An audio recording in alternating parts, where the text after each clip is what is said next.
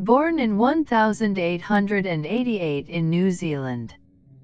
The third of 5 children in a wealthy family. Moved to London in 1903 to study music at Queen's College. Became the editor of the college newspaper. Traveled around Europe between 1903 and 1906. Returned to New Zealand in 1906 and began to write short story. Moved back to London 2 years later, now a well-known modernist writer. In 1917, became ill with tuberculosis. Died in January 1923 at the age of 35. Remains famous for her collections of poems and short stories, especially Bliss and The Garden Party. Perhaps it does not matter so very much what one loves in this world. Of course, there was always my little house and the garden, but for some reason they were never enough. Flowers respond wonderfully, but they don't sympathise. Then I loved the evening star. Does that sound ridiculous?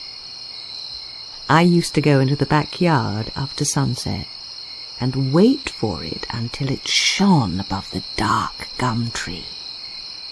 I used to whisper, "There you are, my darling." And just in that first moment, it seemed to be shining for me alone.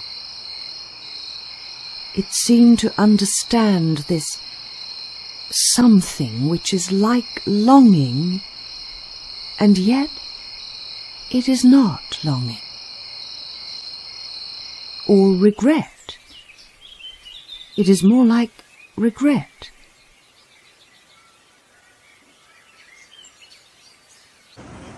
But after he came into my life, I forgot the evening star. When the Chinaman who came to the door with birds to sell held him up in his tiny cage, and instead of fluttering like the poor little goldfinches, he gave a faint, small chirp, I found myself saying, just as I had said to the star over the gum tree, "There you are, my darling." From that moment he was mine. It surprises even me now to remember how he and I shared each other's lives. I hung him on the nail outside while I got my 3 young men their breakfasts, and I never brought him in to do his cage until we had the house to ourselves again.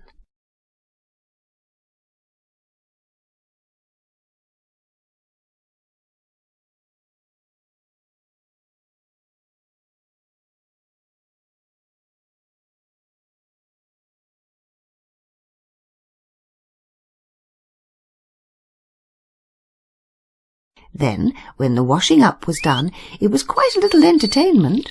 I spread a newspaper over a corner of the table, and when I put the cage on it, he used to beat with his wings despairingly, as if he didn't know what was coming. "You're a regular little actor," I used to scold him. I scraped the tray, dusted it with fresh sand, filled his seed and water tins, tucked a piece of chickweed and half a chilli between the bars, and I am perfectly certain he understood and appreciated every item of this little performance.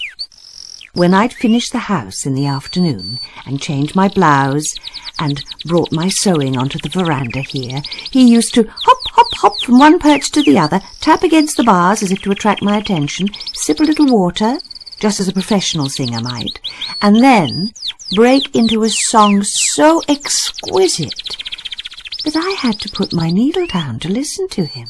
I can't describe it. I wish I could. I sometimes hear the next people saying, "There must have been a cage hanging from there." And it comforts me.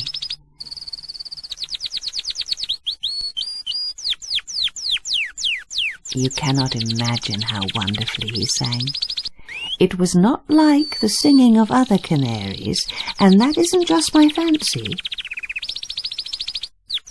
I used to see people stop at the gate to listen, or they would lean over the fence by the mock orange for quite a long time, carried away.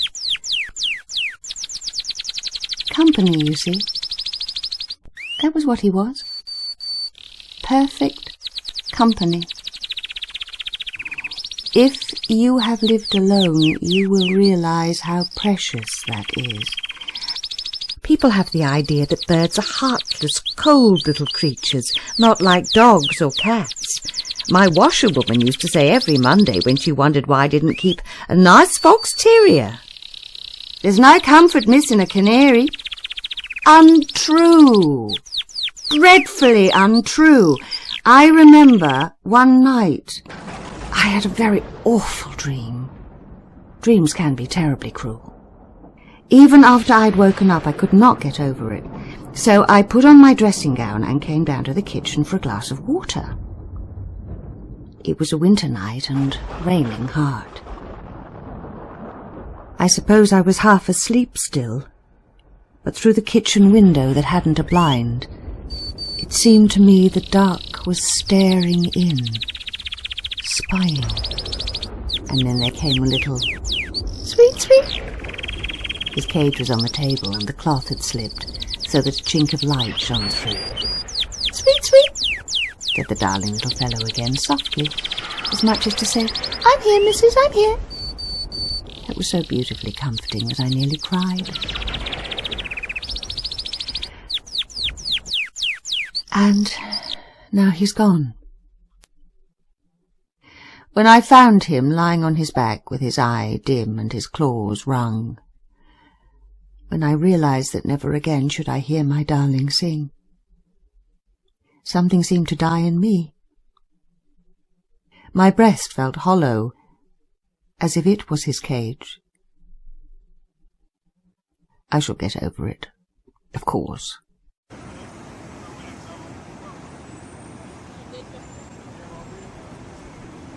I shall never have another bird, another pet of any kind. How could I?